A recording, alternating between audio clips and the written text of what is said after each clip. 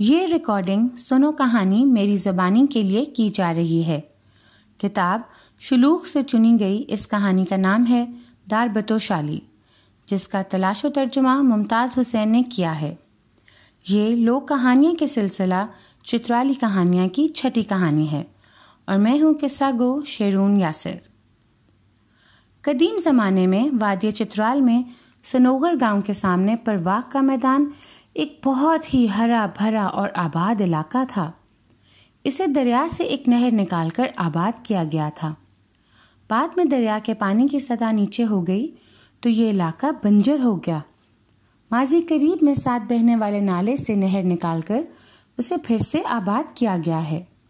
جس زمانے کا یہ قصہ ہے، ان دنوں یہ سارا علاقہ جہاں آج کل ہزاروں کی آبادی بستی ہے، صرف 3 بھائیوں کی جائیداد تھی۔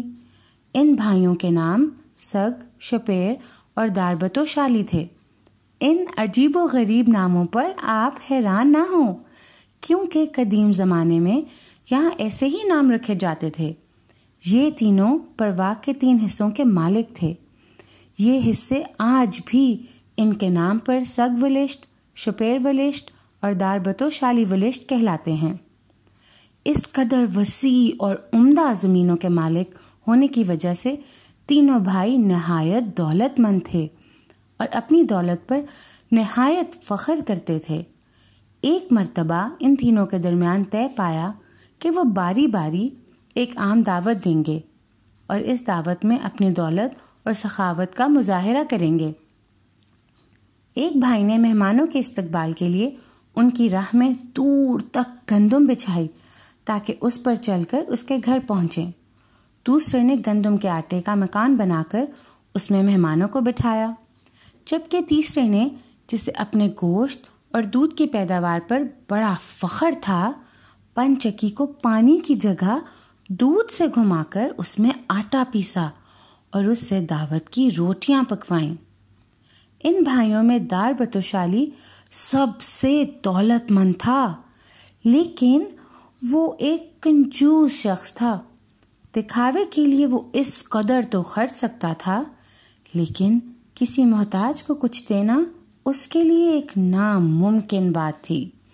وہ چھوٹی چھوٹی چیزوں جیسے روزانہ کے کھانے پینے کی بھی خود بڑی سختی سے نگرانی کرتا اور ان کا حساب کتاب رکھتا۔ ایک دن اس نے رات کے کھانے کے لیے بکرا ذبح کروایا اور پورا گوشت ماسری پائے کے پکنے کے لیے دیگ میں ڈلوا دیا اور خود کسی کام سے باہر چلا گیا۔ جب وہ باہر تھا تو ایک فقیر آیا اور کھانے کے لیے کچھ مانگا۔ گھر والوں نے کہا کہ پکی ہوئی کوئی چیز گھر میں نہیں، لیکن فقیر نہیں مانا اور اصرار کرنے لگا کہ یہ کیسے ہو سکتا ہے کہ اتنے دولت مند آدمی کے گھر میں کچھ نہ ہو۔ جب کسی طرح فقیر نہیں ٹلا تو گھر والوں نے بکرے کے 2 پائے اسے دے کر جان چھڑا لی۔ رات کے کھانے پر بکرے کا گوشت داربت و شالی کے سامنے پیش کیا گیا۔ اس نے اس کا بغور جائزہ لیا۔ جب اسے 2 پائے کم نظر آئے تو اس نے گھر والوں سے دریافت کیا۔ گھر والوں نے ڈرتے ڈرتے بتایا کہ فقیر کو دینے پڑے۔ یہ سننا تھا کہ داربت و شالی نے ہائے میرے پائے، ہائے میرے پائے کا نعرہ لگایا اور بے ہوش ہو گیا۔ گھر میں شور مچ گیا، ادھر ادھر سے لوگ جمع ہوئے۔ طبیب اور سیانے آئے، اسے ہوش میں لانے کی کوشش کی، لیکن کوئی تدبیر کام نہ آئی۔ آخر سب نے فیصلہ دے دیا کہ داربت و شالی اب اس دنیا میں نہیں رہے۔ داربت و شالی کے گھر ماتم کدہ بنا ہوا تھا۔ اس کی آخری رسومات کی تیاریاں ہو رہی تھیں۔ دوسری طرف خود اس کے ساتھ کیا ہو رہا تھا؟ جو ہی اس کی آنکھیں بند ہو گئیں 2 فرشتے اس کے پاس پہنچ گئے۔ ایک کے پاس ایک بڑی سی کتاب تھی، جبکہ دوسرا ایک بہت بڑا قرض اٹھائے ہوئے تھا۔ کتاب والے نے کتاب کھولی اور پڑھنا شروع کیا۔ اس نے داربت و شالی کے چند گناہوں اور جرائم کا ذکر کیا اور قرض والے کی طرف دیکھا۔ قرض والے فرشتے نے اپنا قرض اٹھایا اور پوری قوت سے داربتوشالی کے سر پر وار کیا۔ قرض اگر اس کے سر پر لگتا تو اس کا کچومر نکل جاتا، لیکن نہ جانے کہاں سے بکرے کا پایا نکل آیا اور قرض اس سے ٹکرا کر رک گیا۔ اب کتاب والے نے ایک اور صفحہ کھولا، داربتوشالی کے مزید جرائم گنوائے اور اپنے ساتھی کی طرف دیکھا۔ اس نے قرض اٹھا کر دوسری طرف سے وار کیا۔ ایک اور پایا پیدا ہوا اور قرض کے سامنے ڈھال بن گیا۔ اسی طرح فرشتہ اس کے جرائم گنواتا رہا۔ اس کا ساتھی قرض کے وار کرتا رہا، لیکن بکرے کے ان دو پایوں نے دونوں طرف ڈھال بن کر ایک وار بھی داربتوشالی تک پہنچنے نہیں دی۔